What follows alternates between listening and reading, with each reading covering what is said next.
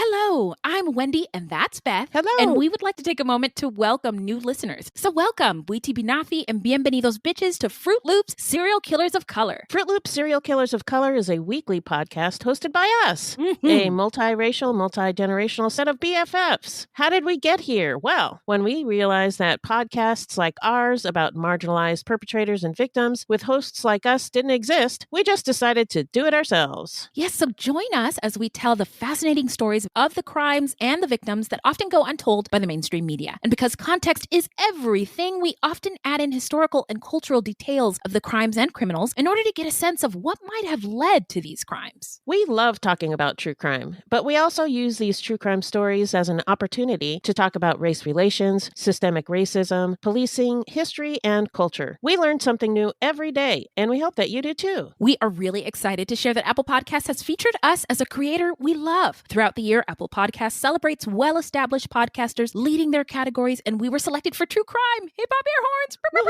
horns!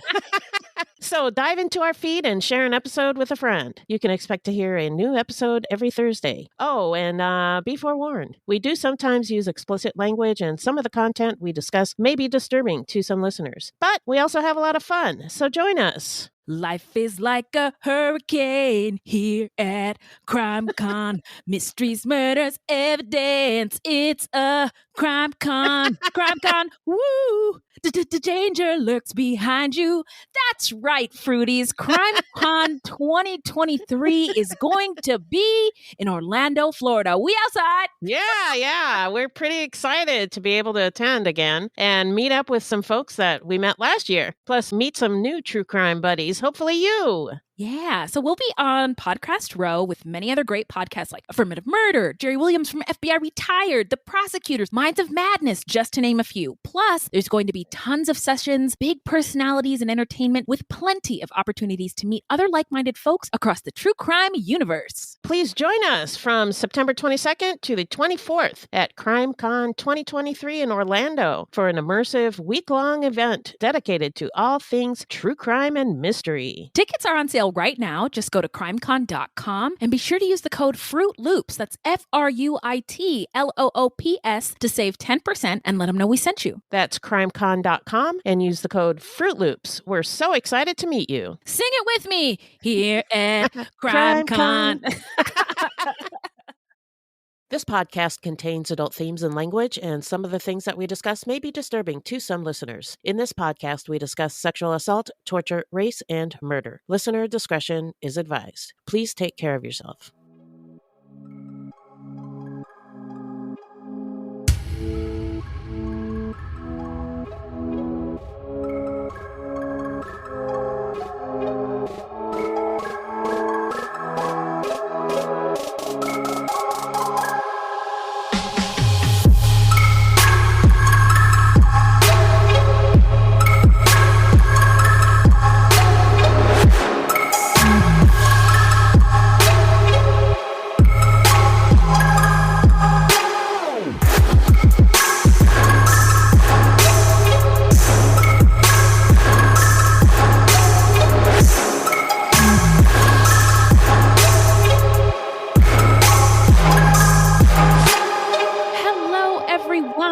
Welcome to Fruitloops episode 204. Thank you so much for listening. Weety Binafi, Bienvenidos Bitches. And let me tell you about Fruitloops. It's a podcast about true crimes committed by people of color and those who are othered and the victims. Because contrary to popular belief, not all serial killers are straight, cisgender, able-bodied, white dudes. That's right. These crimes rarely get any public attention because, tell them why, Beth. No, don't do it because that's my job. The news is racist. Allegedly.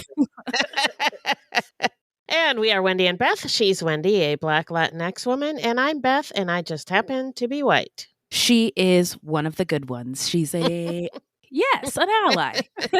We're not journalists, investigators, or psychologists, just a couple of gals interested in true crime. Also, the opinions expressed in this podcast are just that, our opinions. So, who are we talking about today, Beth? Today we're talking about Andre Crawford, a Black man who was responsible for the murders of 11 women in Englewood, Illinois in the 1990s. But before we get into it, how are you doing? I'm good. I don't have anything really to report. Nothing exciting going on, which is fine. Okay. Oh, okay. I was going to believe you until you went on ahead and said, no, it's which is fine. fine. I'm glad. I'm glad. I'm very you. glad that there's nothing going on right now. Okay, friend. Your voice does sound good, though. Well, thanks. Light and airy. Yeah. Ready to record. How you doing? I'm great. So this week was hip hop's 50th birthday, 50 years ago. Yeah, hip hop air horns. Hip hop was created in New York, and in New York City, they had a big celebration. Lauryn Hill was there. I couldn't make it to New York. But the dirty, dirty South has a very, very rich hip hop history. Yeah. You know, there's different regions across the country and a different sound in each region. And you can kind of tell who's from where based on their cadence, the language, etc. But in Atlanta, which is a big hip hop spot, there was a free celebration that the mayor put on. Nice. We took the kids. It was an all ages music festival, and it was so fun. Goody Mob was there. That sounds awesome. Yeah, Goody Mob, that's CeeLo's group. Earth Gang and Jermaine Dupri. He has been in hip hop since I was a Criss Cross fan in the early 90s. He discovered Criss Cross and used to date Janet Jackson. But he was there, and my daughter was like, "Who's that short man on stage?" Because Jermaine Dupri is very short. She goes, he's a short king. I said, yes, girl, he is. And then the King of the South was there, T.I. So it was just a lot of fun. Just it sounds awesome. Music is underrated, and if you can take your family to like a music festival, that's a good way to get your kids into like the live music experience. And you know, I hit 10,000 steps on my pedometer just walking my kid to the bathroom. So many potty breaks, so many. Anyway, it was a great time. It sounds awesome. Yeah. Yeah, thanks. All right, let's get into some listener letters. Well, hello, angels. Thank you. What's in that bag, Beth? Full bag this week. Yeah, we got a full bag this week. I wanted to say thank you to Ardent Armadilla. Oh. Erica. Diva 1219 1995. Okay. Fishbone Wife. All right. Specific. And Real Bad Donkey for your positive reviews. Yes, thank you. Thank you so much. Hip hop air horns to all of you. It really helps the show. We appreciate it so much. It does. And I have to say, when I read Real Bad Donkey's review, they cracked me up with their comment on the Juice review. There's a weird review that's titled, "I'm gonna have it juiced," and it's just like word salad. Oh, okay. And Real Bad Donkey commented on it and said, "Is that person okay?" I laughed out loud when I read that. Oh, yeah. I love that. I don't know if that person is okay or not, but they gave us 3 stars, so I'll take it. Yes. Thank you. We'll give them a thank you and add them to the prayer list. Hang on a second. They're on the prayer list. Yeah. Also, I wanted to say, please send any questions or comments to fruitloopspod@gmail.com or leave us a voicemail at 602-935-6294. And we may feature it on a future episode. Also, join us on Patreon, where we have literally hundreds of hours of bonus content, and we have a video club for 12-plus patrons where you can interact with us in person. That's right. We got one coming up on the 27th. Yeah. We're watching The Stroll.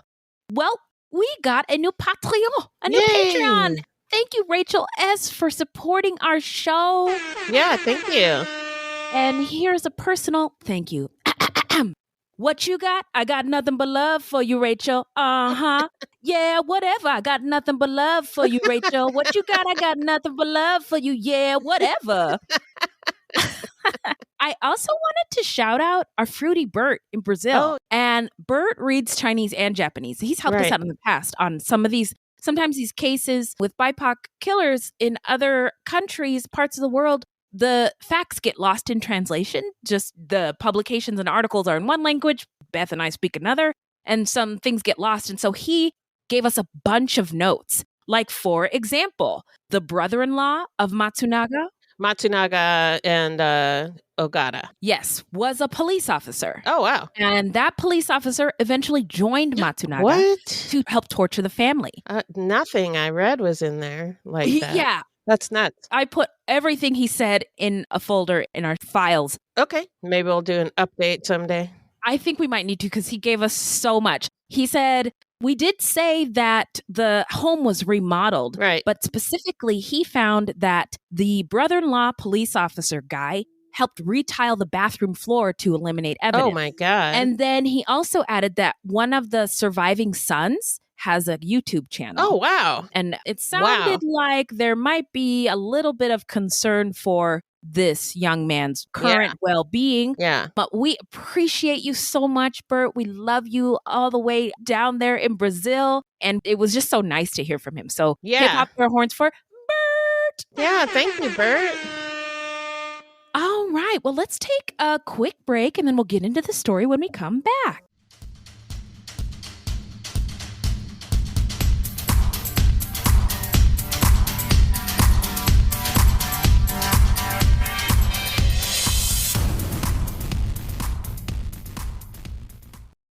Today's episode is sponsored by HelloFresh. With HelloFresh, you get farm-fresh, pre-portioned ingredients and seasonal recipes delivered right to your doorstep. Skip trips to the grocery store and count on HelloFresh to make home cooking easy, fun, and affordable. Feel like you would love a wholesome, homemade meal, but there's just not enough time? Yeah. With HelloFresh, all you need is 15 minutes and you'll be enjoying a tasty, satisfying meal made in your own kitchen. Just look for their quick and easy dinner options, plus quick breakfasts and lunches too. So when life gets busy, don't call for delivery, get HelloFresh. It's 25% cheaper than takeout and less expensive than grocery shopping too. I am always wishing I had more time, and that's one of the reasons why I love HelloFresh. Yeah. It saves me so much time, not worrying what's for dinner, no worrying if I have the right ingredients or not, and wondering how the heck am I going to make it to the grocery store to get it all together in time.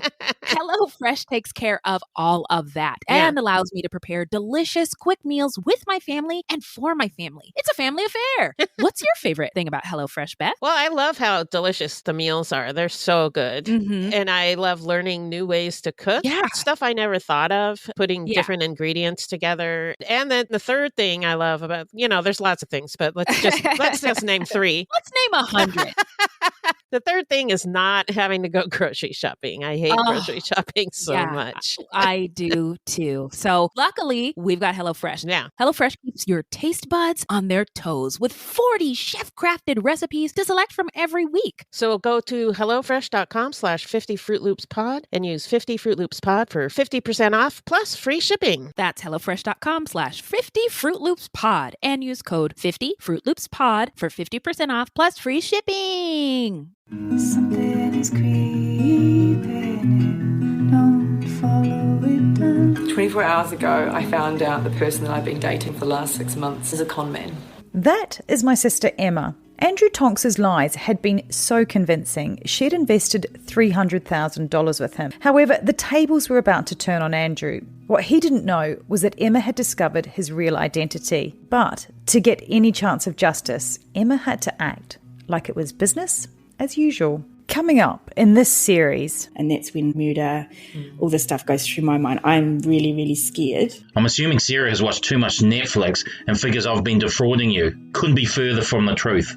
That's what this was, a real life story that seems so unbelievable, but it was actually true. A true story that all starts with one simple swipe to the right. I'm Sarah Ferris. And I'm Emma Ferris, and this is my story, Conning the Con. All right, we're back. Remind us, Beth, who are we talking about? Today we're talking about Andre Crawford, a black man convicted for the murders of 11 women in Englewood, Illinois, and they were committed during a 6-year period in the 90s. So it's love and light time. We would like to say rest in power to the victims in this case. And we'd also like to send love and light to those who survived. Yeah. And the community. This is a really horrific case. And I can just imagine. So the people left behind, the community how members. Many people were affected. Yeah. Love and light to everybody. The victims are as follows. Patricia Dunn, 37. Angela Shateen, 36. Nicole Townsend, 32. Evandre Harris, 44. Cheryl Cross, 38. Cheryl Johnson, 44. Shawanta Langley. Tommy Dennis. Sanji Brandon, 31. Constance Bailey, 41. Rhonda King, 18. And Claudia Robinson was 42 years old, and she survived this ordeal by playing dead, I think. Yes. So now we're going to get into all of the details. But again, rest in power to those queens. And let's get into the setting, Beth. Well, here we go. The setting is Englewood, which is actually part of Chicago. Englewood is located on the south side of Chicago, and just north of Englewood is New City. I think there was a couple of murders that happened in New City. Okay. But they are both in the South Side District. Okay. Originally, the area was an oak forest with swampland. Chicago is built on land that was home to various Native American tribes for hundreds of years. Some people believe the city's name comes from the Algonquin people who called the river on which it sits Chicago, after the wild leeks that grew along its shore. Are leeks garlic? Because one source said wild garlic. Is it the same thing? Yeah, some of them said onions. I think they're garlic or onion-like. I'm not sure if they're actually, yes, garlic and onion adjacent, because I don't think they're actually like the leeks that we think of when we think of leeks. Girl, I don't even know what a leek is. I know that if I have one in my bathroom, it's a problem. Okay. So a leek looks like, green onions. Oh, yeah. But really big. I've seen big. them in HelloFresh. Thanks, HelloFresh, for for sending us green onions. Now I know. Yeah, and they have a garlic onion flavor. So I think they didn't know what to call these things, because I don't think they're actually leeks, but they're like native to the area, and so they called them wild. You mean to tell me when the colonizers came and they found something that was capable of seasoning and spicing their food, they didn't know what to call it? Yeah, wow, probably. That says a lot. So these Chicago grew along its shore. Although there are other versions of how Chicago got its name, everyone seems to agree that it's derived from a Native American word. Jean-Baptiste Point de Sable is known as the founder of Chicago. He was a Black pioneer trader and founder of the settlement that later became the city of Chicago in the 1770s. I didn't realize Chicago was that old. Well, and they also erase Jean-Baptiste. There's a lot of erasure about his heritage. Right. They're quiet about his African ancestry. Yeah. I imagine so. Yeah.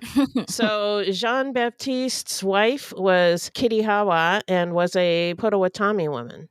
Through bloody conflicts and unfair treaties that ceded their land to Europeans, Native Americans were almost entirely removed from the region. Afterwards, Chicago did not have a significant Native presence for over 100 years. It was 100% indigenous, and then there was 0%. Yeah. Wow. But in the 1950s, the federal government enacted a new policy to address what it saw as the quote-unquote Indian problem. It's going to be a problem when they say Indian problem. Yeah. Yeah. And horrific.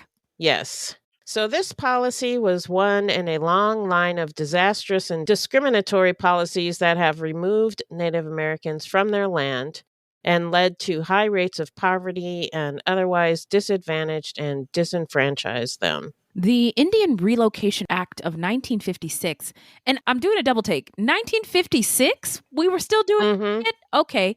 Yep. Sought to disperse Native Americans into cities from their reservations by ending federal recognition of many tribes and discontinuing federal funding for many of the reservation's services, such as schools and hospitals. So just destroying them again. Yeah. Okay. While the government paid to relocate Native Americans and provided some vocational training, many Native Americans struggled to find work and adapt to an urban lifestyle. Chicago was one of the relocation cities, so quite a few Native folks from all across the country ended up there. And that's why the American Indian Center was founded, to provide both social services and a gathering place for people faced with drastic and overwhelming life changes. The American Indian Center, founded in 1953, is the oldest urban Indian center in the country. In recent years, it has scaled back the social services and focused more energy into its educational efforts. such as an after-school program and land-based education involving community gardens on common themes instead of specific tribal traditions. The AIC also organizes events that allow tribes to share their distinct traditions with each other and educational outreach to non-Native peoples. Today, Chicago has the third largest urban Native American population in the United States, with more than 65,000 people of Native American heritage from 175 different tribes living in the greater metropolitan area. In 1852, several railroad lines crossed at a place that became known as Junction Grove, or the Junction, and a passenger station was built there. This was the beginning of Englewood. The earliest European settlers to Englewood were German and Irish immigrants working on the railroads and at the stockyard. The area was annexed by the city of Chicago in 1889. By 1914, Chicago's largest outlying shopping district developed around 63rd and Halsted Streets in Englewood. In 1930, almost 90,000 people called Englewood home. I'm not going to stop doing that. Also, by 1940, Englewood was predominantly a Black neighborhood. The neighborhood is roughly 3 square miles and is in between South 59th Street and South 71st Street. We've talked about redlining before, but here's a refresher. Redlining is the practice of determining eligibility for loans based on geographic location. It's rooted in racial discrimination and furthering segregation. Neighborhoods are graded A through D and by color coding. Green/A grade is the best and safest. It's where all the white people live. That's where all the whites live. Blue, B grade, still safe. Yellow is a C grade, a little bit riskier. And red is a D grade and is very risky. Too many blackies there. Englewood was graded red or D for very risky. Redlining was very closely correlated with increasing segregation in the city. Starting in the 1930s, when the redlining maps were first published, there was a 6.6 gap in the percentage of Black residents living in the areas designated as yellow and red. By 1940, this percentage rose to 7.7 and continued to rise to 11% by 1950. So these stats are real numbers, and I'm often blown away by people who don't believe that context matters when we talk about the history of this case. Yeah. This is what caused this neighborhood to become all Black. Disenfranchised. Yeah. Disenfranchised, under-resourced, over-policed. All these things are important to note. So hopefully we can fucking fix them. Yeah. You know, redlining increased wealth disparities between majority and minority neighborhoods, and its aftermath has never been fully remedied. Some policies enacted later in the 20th century, such as the Fair Housing Act of 1968 and the Community Reinvestment Act of 1977, supported the most economically struggling areas, but not enough to restore them to the pre-redlining era. In 1960, Englewood had 67,000 Black residents who made up about 69% of its population. According to the Chicago Metropolitan Agency for Planning, between 2000 and 2017, Englewood experienced a population drop of approximately 38%. That is a lot. Yeah. Today, the population is about 24,000, and Englewood is approximately 91% Black.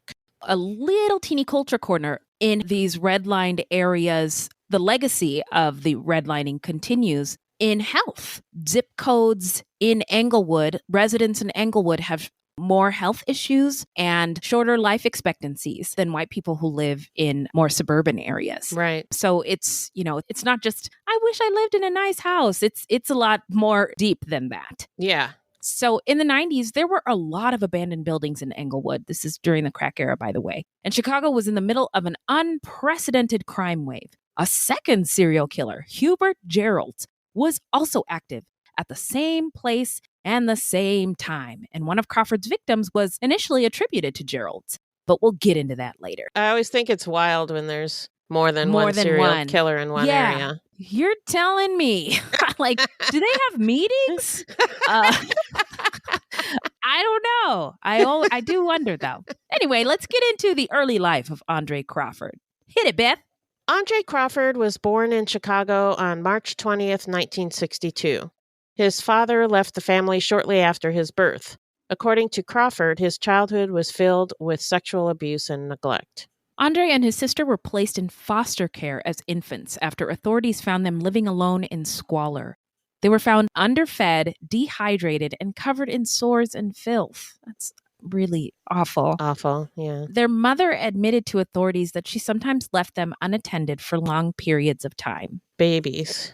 But sometimes, if you're a single mom and you have to work, I can imagine childcare is difficult. Yeah. And nobody cares that you have children that need to be taken care of. Yeah. So it might not have been entirely nefarious, her leaving her kids alone. It could have been, but we don't know, is what I wanted to say. We don't know. Yeah. Yeah. So he spent most of his childhood in a foster home on the South Side, where he said that he was molested for years by an older girl who was also a foster child in the home. When he ran away and sought out his mother's family, he said they sex trafficked him. But this is uncorroborated, and his mother's relatives deny the accusation. However, an investigator for his later defense testified that she found a history of violence, incest, and mental illness in Crawford's extended family. Crawford began using drugs as a teenager, and as a result, he dropped out of school at the age of 17. In the early 80s, Crawford enlisted in the Army and later the Navy, but continued to use drugs. During this time, he was constantly disciplined, and he was eventually dishonorably discharged and returned to the South Side. Crawford occasionally worked for the Chicago Sun-Times as a temporary worker, hired out for occasional shifts as a helper on delivery trucks. He would also sometimes go door to door, offering to do small jobs for cash. He was well known in Englewood and New City communities where he often ate, drank, and socialized and was known as Dre. Nowadays, everybody want to talk like they got something to say, but if it comes out when they move the lips, just a bunch of gibberish. So fuck all that because they forgot about Dre. Anyway, go ahead. Sorry. He frequented soup kitchens and food pantries and handed out metal slugs that would work as good as quarters at the laundromat. Oh. At times, he slept at shelters or friends' houses, but more often, he slept outdoors or in abandoned buildings. According to a former friend of Crawford's, quote, he was a mild-mannered guy. He never degraded women or said anything that would make you think he was violent. He was a nice guy, unquote. One article described him as, quote, a friendly sort who never turned down good barbecue or cokie malt liquor, unquote. Have you ever heard of that before? No, I haven't. I haven't either. I had to look up malt liquor because I didn't really know what it was. Okay, well, I know what malt liquor is. I just never heard of the cokie brand. It could be an East Coast thing, and I'm new here. Yeah. So have you had malt liquor before? Of course. It's cheap and it gets the job done. Okay. I was reading it's like sweeter than beer. Can be. Okay. Let me think. A higher alcohol content. That's it. That's why people drink it. Yeah. Yeah. Okay. I mean, you could get a 40 of like Old English or Steel Reserve for like $2.50. And in college, that was it. That was plenty. My nickname was 40 in college because I drank a lot of malt liquor 40s. And now look at me. It ruined my life. Just kidding. And that's why you don't drink, kids. That's why I don't drink like that anymore. So another man said, quote, everybody knew Dre. We used to play dominoes together, eat barbecue, and he used to be out here drinking beer all the time. He seemed like a normal person to me, unquote. Playing dominoes. Beth, do you know how to play dominoes? I do, yeah. What? Well, I have played it before. Quite a while ago, so I would need a refresher probably. Oh my God. Well, I guess I'm going to bring my Uno and my dominoes to CrimeCon. Yeah. Here we go. So back to Andre. So sorry. His ordinary demeanor allowed him to blend easily into the community. Crawford participated in Operation Safe Passage, which was sort of like a neighborhood watch program where adults would escort children through dangerous neighborhoods to school and stuff like that. He also helped police pass out flyers seeking information on serial killings, and I believe that some of the flyers might have had his picture on them. Isn't that crazy? Yeah, that's nuts. So between March 1993 and November 1999, Crawford was repeatedly arrested on multiple charges, including felony theft, attempted sexual assault, and possession. once spending over a year in the Cook County Jail for sexual assault.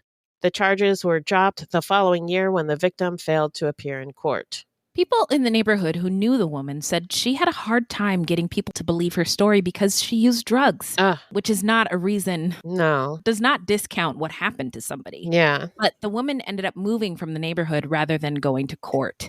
So now let's get into the timeline. What do you got, Beth? Crawford killed women after luring them to secluded areas with deals to swap drugs for sex. The victims were all Black women, and most of them were murdered after Crawford became angry when the women wanted to get high before sex or decided to leave the situation before the deal went down. He actually knew most of them and had known them for years. Okay. Most of the victims were strangled and beaten. Crawford also sexually assaulted the victims after they were dead. That's what we would call necrophilia, right? Yes. Oh, do you have Yes. true crime? Thank Yes. you. So on September 23rd, 1993, a building inspector monitoring an abandoned property in Chicago's South Side stumbled upon the dead body of a woman on a loading dock and called the police. The victim was naked from the waist down and had abrasions and defensive wounds on her hands. Investigators were struck by the fact that her face, which had been brutally beaten, was covered by a cloth. A burlap bag was found under her body. Investigators also observed that while the rest of the victim's clothes were at the scene, her shoes were missing. Police suspected that she had been sexually assaulted. The medical examiner, however, found no evidence of rape. Major damage to head and face indicated that she'd been brutally beaten. And there's got to be something about the brutality and then covering up the face, right? Yes, it's shame. So, using fingerprints, police identified the victim as 37-year-old Patricia Dunn, who lived in Englewood. Her loved ones described her as very happy, very loving, elegant, classy, and a role model. Patricia was considered the glue in her family, and she was raising 6 children who were not her own. Patricia also had a lot of friends, and they were very forthcoming. They wanted to help police find her killer. Police combed the area for leads, but with no witnesses, DNA evidence, or fingerprints left by the assailant, the case went cold. On December 21st, 1994, an individual who was renovating a boarded-up building found 18-year-old Rhonda King's partially skeletonized body on the 3rd floor. Rhonda's body was unclothed except for a coat and cushion covering her head. The body was in a bad state of decomposition, and the medical examiner could find no obvious signs of trauma. However, a bloodstain had been found about 2 feet from Rhonda's head, and there appeared to be bloodstains on her clothing. She was identified through an ID card. The cause of death was listed as undetermined. Police suspected that foul play had been involved, but absent any evidence, the case went cold. On April 3rd, 1995, kids exploring an abandoned house a few blocks from the Patricia Dunn crime scene discovered a woman's body. Like Patricia, the victim was nude below the waist, and her face, which had been severely battered, was covered, this time with a blanket. An electrical cord was wrapped around her neck, and there was bruising on her forehead and left eye. Her shoes were missing, but her other clothes were found in the room. A Chicago police detective said the similarities to Patricia Dunn's case were quote-unquote striking. As police worked the scene, the body was sent to the medical examiner, who determined that the victim had been strangled to death and sexually assaulted. She was identified by her fingerprints as Angela Shatine, 36, nicknamed Angel. Despite the fact that DNA had been recovered from her body, the case went cold.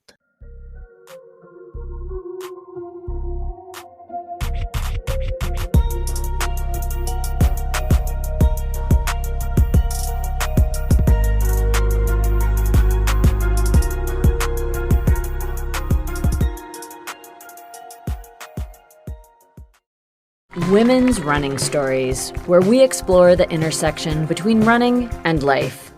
Because every woman who is committed to a running journey has a story to tell, and this is where you'll find those stories. I am host and producer Cherie Louise Turner. I'm a 53-year-old runner, and together with original music by musician and runner Cormac O'Regan, we bring these inspirational stories to life. Please join us to fuel your adventures. The crime was so brutal it was compared to the Manson murders. Mary and Bill, an Ohio cold case, explores what it takes to bring new attention to an unsolved double homicide and turns up new hope for answers. Listen to Mary and Bill, an Ohio Cold Case from IdeaStream Public Media, wherever you get your podcasts.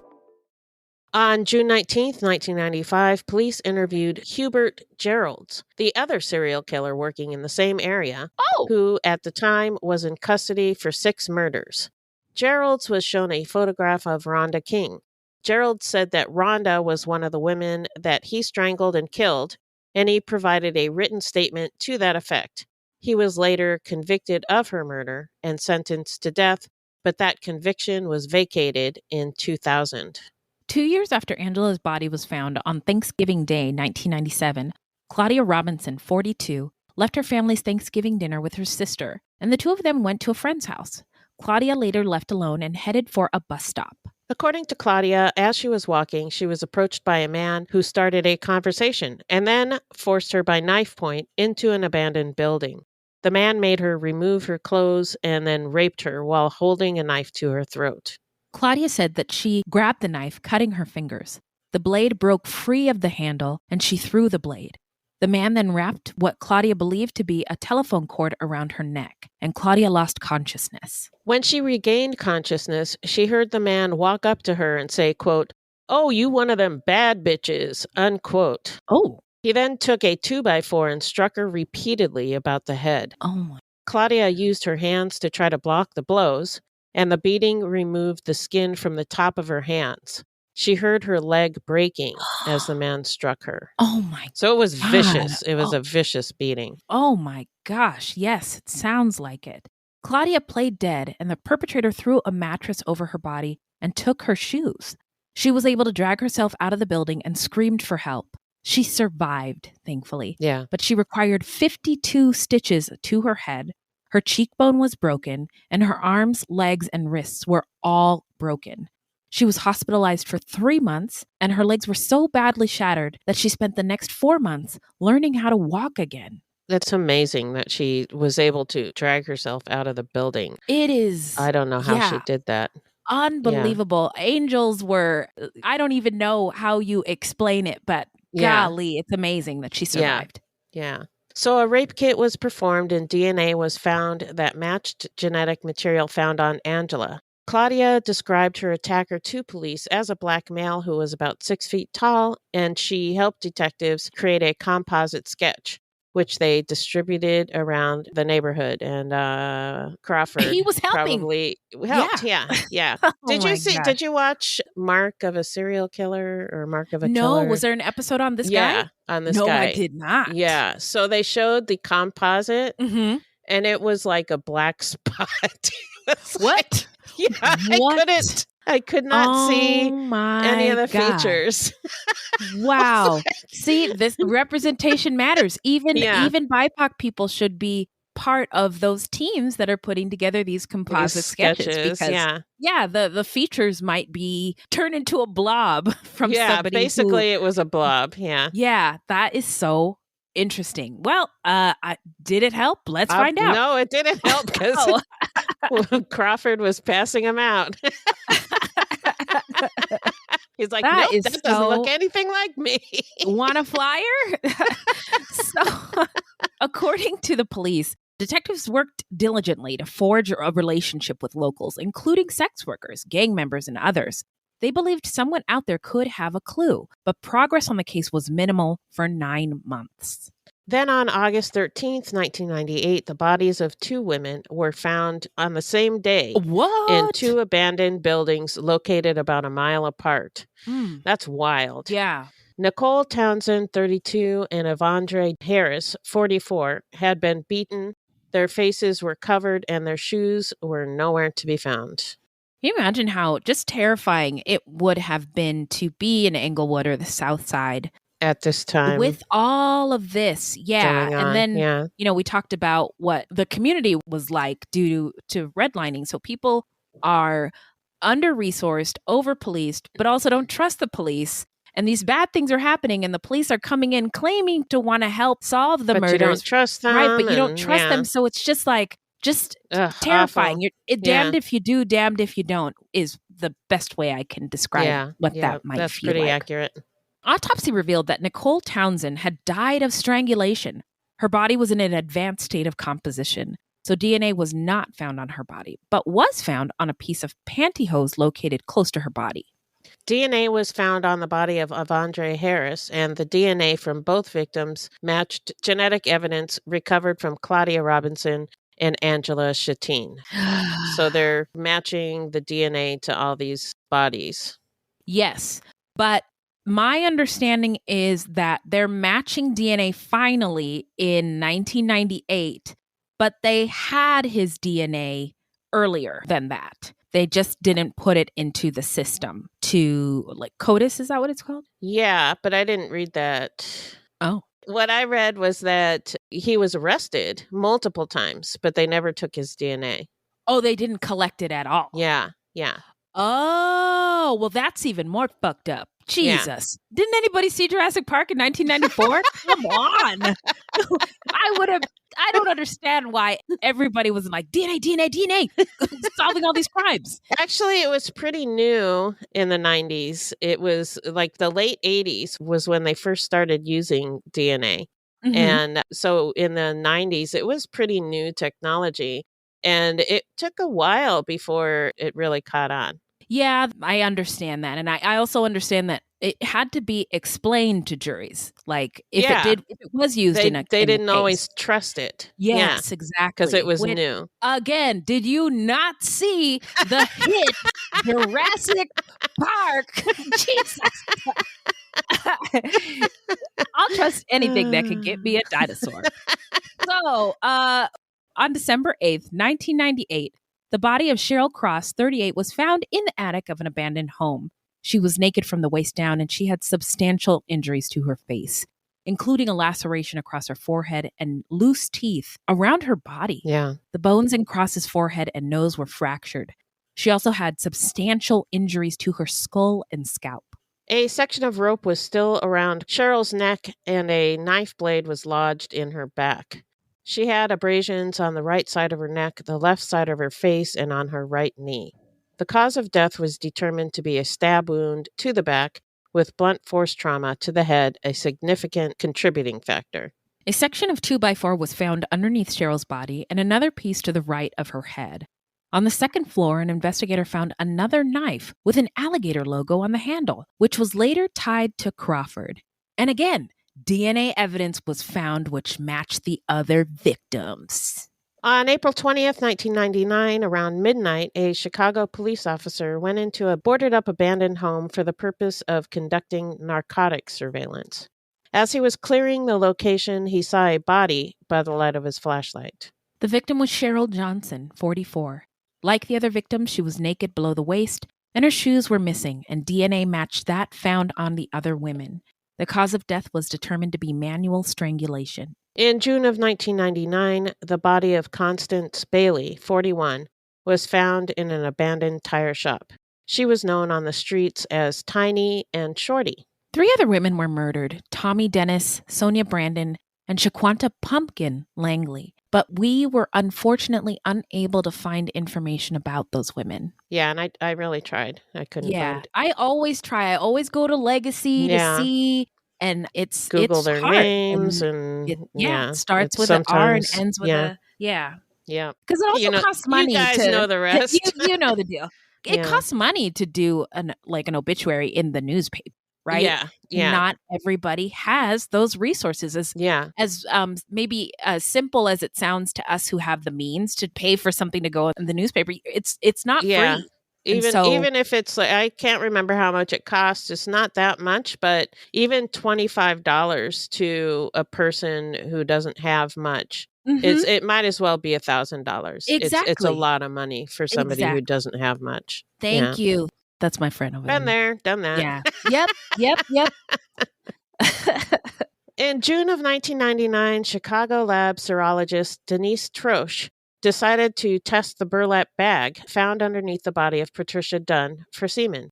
It tested positive, and DNA was extracted, which matched the DNA found on the other victims. I love it. Out of the 11 women killed, 7 of them had DNA in some fashion. The one survivor, Claudia Robinson, also had DNA. So in 8 of the 12 cases, DNA evidence tied the victims to a single male suspect. So now let's get into the investigation and the arrest. Hit it, Beth. With the murder count rising, the FBI got involved with the case and a joint task force was formed, comprised of officers and agents of the Chicago Police Department and the FBI. The community was on high alert and held meetings to discuss the case. Crawford went to the community meetings, motherfucker, where police and residents discussed the South Side killings and the police investigation. And, as we mentioned earlier, he helped police pass out flyers seeking information on the murders. That is so nasty. And this is not the first guy that we've covered who did this kind of thing. And I just hate it so much. I was just thinking of the guy who went to a barbecue. Yeah, people are fixing him plates. Get out of here. Yeah. Get the fuck out of here. What the? Oh my God. The Chicago Police Department, as part of the task force, continued to canvass the neighborhood, where they took DNA swabs of men who agreed to give a sample voluntarily. They collected more than 500 DNA samples this way, but there was no match. 2 women came forward with a tip about a man who went by the name Dre, who was known for getting violent with women in abandoned buildings. Another person told police about a man called Andre, who'd get high with sex workers in empty buildings. So the streets were talking. Yeah, the streets were talking. Another woman told police that she'd known Andre since 1992, when she was making a living swapping sex for drugs. At the time, she lived with a man who allowed crack users to get high in his apartment. Crawford was a regular there, as were Patricia Dunn, Tommy Dennis, Sonia Brandon, Constance Bailey, Cheryl Johnson, and Pumpkin Langley, 6 of the 10 women who were murdered. Wow. That is more than a coincidence. Yeah, when you say, definitely. Got him. Yeah. So this woman who knew Andre Crawford, she started to suspect that he was one of the Southside killers. In December of 1999, he sat behind her on a bus and told her the victims deserved to die. Oh. She remembered him saying, quote, "They need to be strangled and have their heads beaten in," unquote. Wow. Yeah. Okay. Well, congratulations. You played yourself. Yeah. Take that man to jail right now. Investigators identified their suspect as Andre Crawford, who was from the area and had been incarcerated for drug and sexual assault arrests. Police created a timeline of when Crawford was in lockup, and a pattern emerged. When he was behind bars, the murder stopped. When he was out, they started back up again. Wow, they did it. Way to go, Chicago PD. According to investigators, that was their aha moment. These people, okay, this is 10 years in now. Aha. Crawford was arrested on January 28, 2000 on an unrelated matter and brought in for questioning, and he subsequently agreed to submit a DNA sample after police informed him that they had a court order. Oh. Then he began confessing. He spent 3 days confessing to the killings, which included murders that police hadn't yet linked to the case. Crawford told police that he exchanged drugs for sex. After taking his victims to abandoned buildings, if the women either backed out of the deal or demanded the drugs first, he became angry and violent. Crawford stabbed, beat, or strangled them, then raped them as they lay dying and again after they were dead. After disposing of their clothes, he often took a walk, smoked cocaine, then returned to have sex with the bodies again. He stated that he enjoyed having sex with dead bodies. Crawford routinely took his victims' shoes, and he told police that he did this so they could not detect his fingerprints on them. What about all the other places? Yeah, I don't buy that. Yeah, but he did not graduate from high school. So anyway, True. And then he sold them on an Englewood street corner. He said that he sold one pair of designer shoes worn by Sanji Brandon for $20. So I think he took the victims' shoes as trophies, but since he didn't have a place to live, then he would eventually sell them. Right. That makes sense. Yeah, I think he got a kick out of keeping their shoes. Something about the shoes he really liked. Yeah, there's a lot of things that, it's not my thing, but you know what? Yeah, it's just not none of Crawford's. None of any of this is your thing. Yeah. I was going to say, I love that for you, Crawford, but I don't. No, I hate that for you. I hate it. I hate it all. And I hate you, Crawford. So Crawford also confessed to the murder of Rhonda King, and his version of events matched the crime scene. He confessed to 11 murders in all, and his DNA physically linked him to 7 of those crimes. Crawford's lawyers maintain that he made the confession after police threatened to place him in a jail cell with rival gang members, then provided him with drugs and allowed him to get high, which it's a Chicago PD. I wouldn't put it past him. Just saying. Yeah, but he's guilty. He is. Totally. But also the Chicago PD is guilty of fuckery as well. Yeah.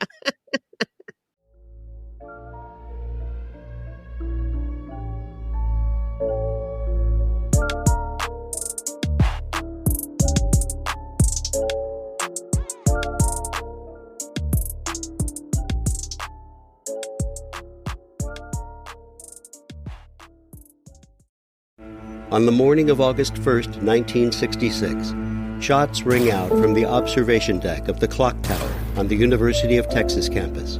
It marks the infamous beginning of the modern era of mass shootings in America.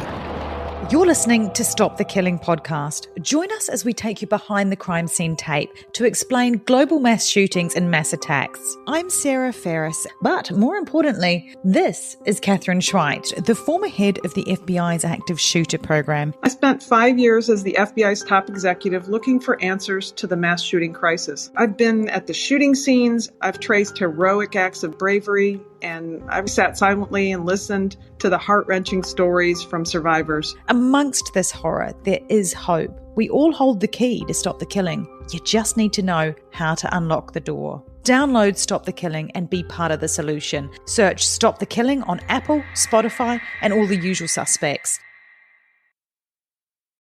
Now let's dive into the trial, Beth. Splish splash. Crawford was charged with over 200 counts concerning the first-degree murders and aggravated criminal sexual assaults of Cheryl Johnson, Tommy Dennis, Shagwanta Langley, Sonji Brandon, Cheryl Cross, of Andre Harris, Nicole Townsend, and Constance Bailey. That's a lot of charges. It almost reminds me of somebody in the news right now has a lot of felony charges. Oh, yeah. I wonder who. I think it's like 90 felony charges. It's so crazy that one person could have so many charges. Anyway, in addition, the state charged Crawford with 3 counts each for the first-degree murders of Patricia Dunn, Angela Shatine, and Rhonda King. He was not charged with their rapes because the statute of limitations for those crimes had expired by the time of his arrest. And I don't know if that's still the case with rape. Yeah, I don't know. They've been changing the laws recently, so it might not be. Yeah. Got it. Finally, the state charged Crawford with 17 counts related to the aggravated criminal sexual assault and attempted murder of Claudia Robinson. The parties agreed to join the 12 cases for trial before a single jury. The hunt for an Englewood serial killer made headlines in the late 1990s, but quickly disappeared from public consciousness after Crawford's arrest in January 2000. It wasn't until 9 years later, and more than 16 years after his first victim was found, that Crawford went on trial. That is a long time. Yeah. Weird to me because they have DNA evidence. So what are they? Very what weird. Else, I don't know. What do they need all that time to prepare for? But I don't know. So few, if any, of the 100 prospective jurors seemed to recognize his name as the charges against him were read in court. Over the course of the nearly month-long trial that began in November of 2009, about 90 witnesses testified and approximately 450 exhibits were admitted. Jurors heard that DNA evidence linked him to 7 of the dead, as well as to the survivor. The other bodies were so badly decomposed that no DNA could be recovered. They viewed dozens of grisly photos of the victims after they were found. The jurors also watched videotape statements in which Crawford confessed to all 11 murders and rapes, as well as the assault on Claudia Robinson. The defense tried to raise doubt about the prosecution's case by highlighting that another man was previously convicted and sentenced to death for the 1994 murder of Rhonda King. Charges against that man, Hubert Geralds, were dropped after Crawford's arrest in January 2000. Crawford's defense team suggested that Crawford was coached into confessing to King's murder, which, I mean, he wasn't. Possible, but the Chicago PD did do that. Yeah. And would torture black men yeah. by putting cattle prods on their genitals and poison in their nose and take them to the train tracks. It was a whole organized thing. So, yeah, we know they did it, but this in happened, this case, but in this case, he's guilty. Yes.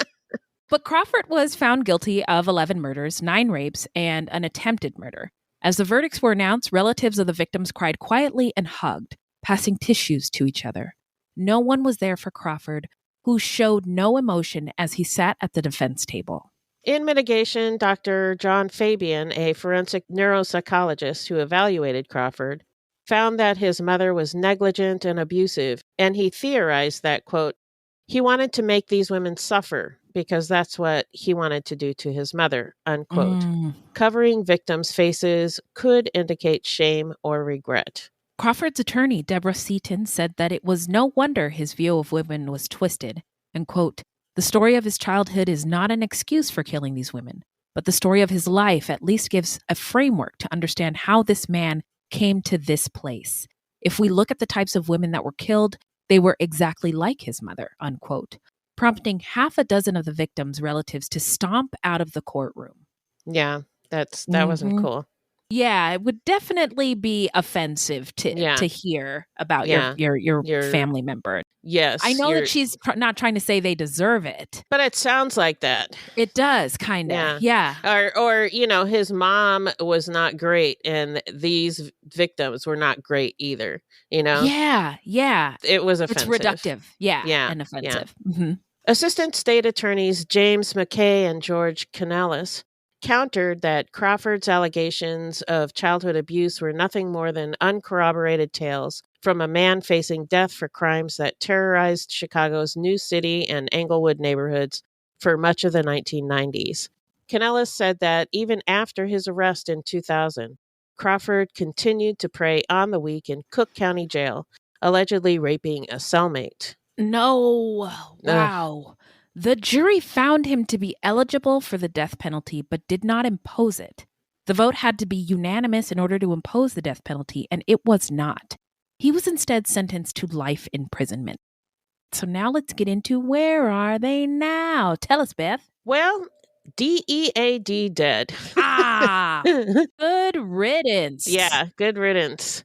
Crawford died in prison on March of 2017 from liver cancer, 2 days before he would have turned 55. Wow. Yeah. Well, let's get into our takes. What are your thoughts on this one, Beth? Well, one of the most well-known cases out of Chicago is of John Wayne Gacy. Ever heard of him? Girl, who? I'm just kidding. Yeah, he's infamous. But I never even heard of this guy. And, there's some pretty gory details in this case. Yeah. And salacious that would have sold newspapers, lots of newspapers that would have gotten a lot of attention. So it is interesting. We didn't hear about it is, and I wonder why. Does it start with an R and end with an A? Yes. I don't really wonder why. The killer and the victims were black and involved with drugs and sex work, so nobody cared. Mm-hmm. They cared when there was a killer on the loose, because they were scared, but then promptly forgot about it when he was arrested. And like I mentioned before, it was extremely difficult to find any information about the victims. I looked all over the place. And that's what happens when a serial killer is forgotten about. The victims are forgotten about too. Yes. And that's really sad. That's deep, friend. Yeah. It's to hear you say it out loud, it's like, oh yeah. Yeah. Mm-hmm. Now, why he snapped? Well, again, he had a horrible childhood, or at least the beginning was. And I don't know how you recover from that level of neglect as a baby. That really fucks you up. Yeah. I don't know about his foster family. He said that he was molested by another foster child, and that's possible, but people said there was no corroborating evidence, but it's possible his whole childhood sucked. So, yeah. But he hated his mom. Hated her. Did. Yeah. With good reason. Yeah. And he was taking it out on these women. Yeah. And the necrophilia, I read somewhere that it's the ultimate control. You have absolute control over the women's bodies and don't have to deal with a living person. So it's a way to get close to somebody without having to face rejection or hurt. Yes. Or, just deal with another person who has opinions. I'm so sick of these people and their opinions and emotions. Yeah. Yeah. So it's gross, but that's what it's about, I think. Yeah, I thought so too. And I agree. He had an unfortunate childhood. He didn't have his mom in his life and did seem to be very angry with her. This made me think of the Tupac song, "And even as a crack fiend, mama, you always was a black queen, mama." And in like the same line, he is like, "Mom, I hate you, but also Mom, love you." Yeah, so it's a complicated relationship. We all want our moms to love us. Yeah, Yeah. And if they don't, then it's really damaging to our psyches. Yeah, it is. It is. And clearly damaging to Crawford. Yeah. Because he not only did he hate women, but disregard for human life. Yeah. And maybe this is a stretch, but, a dead body can't abandon you. Yeah. Like his mother did. Right. You can abandon a dead body. Exactly. See, psychology, OG of true crime is teaching me things. So, I wanted to touch on, we gave all those stats about the living conditions and why they are what they are. Yep. It should be no surprise that infant mortality rates in the United States for Black kids are very bad. And we're like supposed to be the richest country in the world. I know. But if they survive in a place that is under-resourced and over-policed in a red line city, then we also shouldn't be surprised if those kids end up with a poor quality of life. Right. Engaged in illicit drugs, committing crimes of survival, and end up incarcerated or dead. So we should be ashamed because that's essentially the situation that Crawford, but also the victims found themselves in. Yeah. We're just throwing people away. We are. Yeah. And it really, a lot of it depends on what you look like and your socioeconomic status. Yeah. DNA was new in the 90s, but the police didn't collect it, which I say, fuck those messy ass hoes. And this took place during the crack era. Crack devastated everyone in the communities that it touched. Crawford used crack cocaine, and the victims did too. And crack, like other substances, are sometimes what people turn to when they are in pain or despair. Right, right. And also, I too thought it was wild there was another serial killer operating at the same time. I feel for the community navigating the systems of, white supremacy and oppression that contributed to the problem by looking the other way because of who the victims were. Yeah. And it's also interesting that there are some who believe that there's a serial killer active right now, or at least Chicago. In Chicago a few years ago. Remember somebody came up to us at CrimeCon and was like, and then we also talked to that guy who wanted to do like a TV show or something with us. Yeah. About this issue in Chicago, which if you're considering Crawford's time and today, not much has changed. The problem of missing and murdered Black and brown women continues. And I think that's the saddest part of all. And I think there's something like 50 victims in Chicago. Yeah. Wow. Okay. Yep. So, well, I'm sad again. So, you're welcome. Thank you. So that's it for the story. Let us know what you thought. And now we're going to get into how not to get murdered. So, if you love true crime and you don't want to die, here's a tip for you. This segment is not intended to be victim blaming. We thought of this segment because I read somewhere that a lot of people listen to true crime because they want to know what they can do to be safer. This is not meant to blame the victims. It's just learning from other people's experiences. What do you got, Beth? Well, I just found a few tips that were a little different. Okay. Very similar to the ones that we give out a lot. Yeah. But, good reminders. Yes, reminders. Okay, so the first one is keep your head up and out of your phone when you're walking. But then I might have to have uncomfortable conversations and look people in the face. That's true. That's true. That is a risk. But also learn how to use your phone's safety features. If you go online and type in your phone model with the words safety features, then you can learn all about those. Oh, yeah. Thank you. That's gold. Yeah. And then look for unusual situations or things that are out of place. Like when you're leaving work, open the door, and then scan the parking lot for anything weird before letting the door shut behind you. Oh, I love that one. Thank you. And then this is all like when you're walking around. Okay. Keep your dominant hand empty and that side of your body unencumbered by purses, backpacks, or briefcases. Because pushing, striking, opening doors, etc., are things we tend to do with our dominant hand. Yes. So attempting to adjust using the weak hand in a crisis will lead to a delayed reaction or failure. Yeah. Wow. Those are good, Beth. Thank you. I feel safer already. So there's a bunch of other tips on this page. I'll just put the link in our show notes. Okay, perfectamundo. Now let's get into the shout out portion of our show where we shout out any content by or about people of color or any marginalized folks or any true crime goodies. This is kind of a double whammy. Okay. It's called Whoop Whoop. That's the sound of the police. Just kidding. It's just called Sound of the Police. The title is, I think, a tribute to the KRS-One as a rapper. Have you heard of him, Beth? I haven't, but I know that. To his song, Whoop Whoop. Yes. That's the sound of the police. Anyway. I know the song, yeah. Okay. So I peppered a lot of hip hop through this episode. So if it got on your nerves, I don't care. Anyways, it's called Sound Happy of the 50th anniversary hip hop. Happy birthday, hip hop. So it's called Sound of the Police. It's on Hulu. And the film traces the country's complex racial history that set the path for policing in Black communities, from the formation of slave patrols in the early 1700s, 1704 to be exact, to Jim Crow, to the uprisings against police brutality, ever since to, I don't know, last week's, the last time they killed somebody else. Yeah. And I'm like halfway done, but I've listened to interviews all week with the director and the creator of the film. Oh, is there a podcast or? They've just been interviewed. So they've made the rounds on like the Pod Save America. Oh, okay. Pod Save the People. So the interviews with the creators is what got me really interested and I'm loving it so far. So that's mine. What do you got?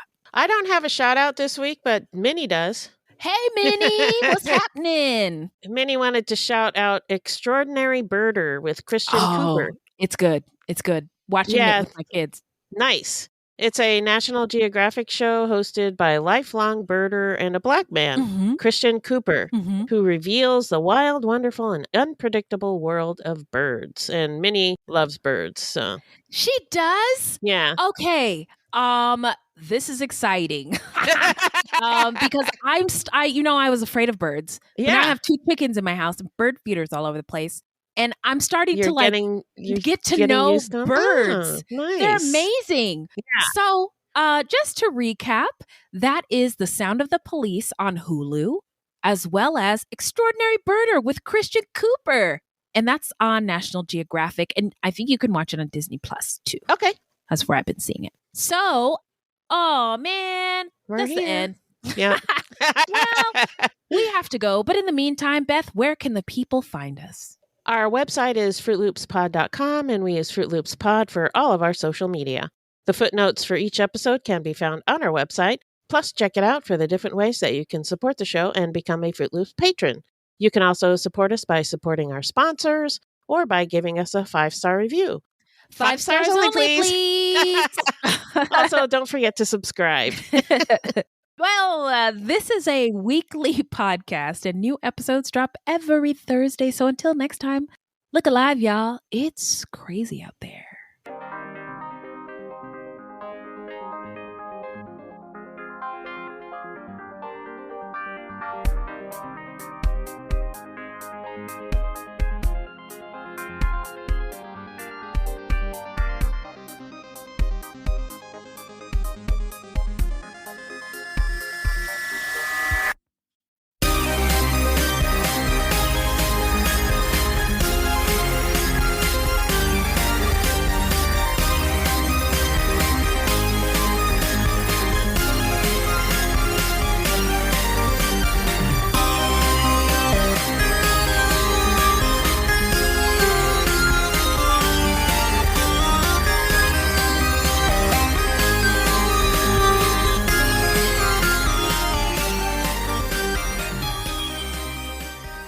nickname was 40 in college because I drank a lot of malt liquor 40s. And now look at me. It ruined my life. Just kidding.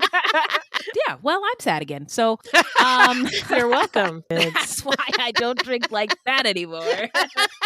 Tell him why, Beth. No, don't do it because that's my job. Oh, well, that's even more fucked up. Jesus. Yeah. Didn't anybody see Jurassic Park in 1994? I'll trust anything that can get me a dinosaur. I feel safer already. Crawford's None of any of this is your thing. Yeah. I was going to say, I love that for you, Crawford, but I don't. No, I hate that for you. I hate it. I hate it all. Did it help? Let's find out. No. Sorry. Oh, let me get myself together. Okay. Woosah. Oh, okay. My turn. That's it. Hit it, Beth. I can't think of what else I said. What do you say? Splish, what splish, the what? splash. Splish, what splash. the what, Beth? Yeah. What the what? Splish, splash. Yeah. Sorry. No problem. My mouth just stopped. What? No, I think I read that wrong. Okay. Englewood. The FBI got involved in... Whoops, that was late. Sorry. According to investigators. Those messy hoes, yeah. Shit, Chicago. What? No, that's not what I say. You can't be stopped. I can't. I just really need to go to sleep. Underfed, dehydrated, underfed. Underfed. I was like, underfed. New word. I don't know.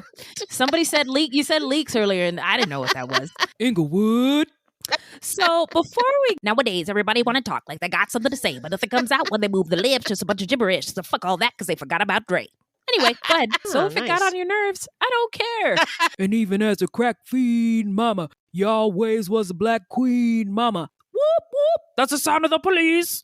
Just kidding. You know what? Thursday. Yeah. I'm not going to say any more words. I'm just going to sleep. Okay. Night, all right, night. sounds Love good. Ya. Bye. Bye. Love you too. Something is creeping in. Don't follow it down. 24 hours ago, I found out the person that I've been dating for the last 6 months is a con man.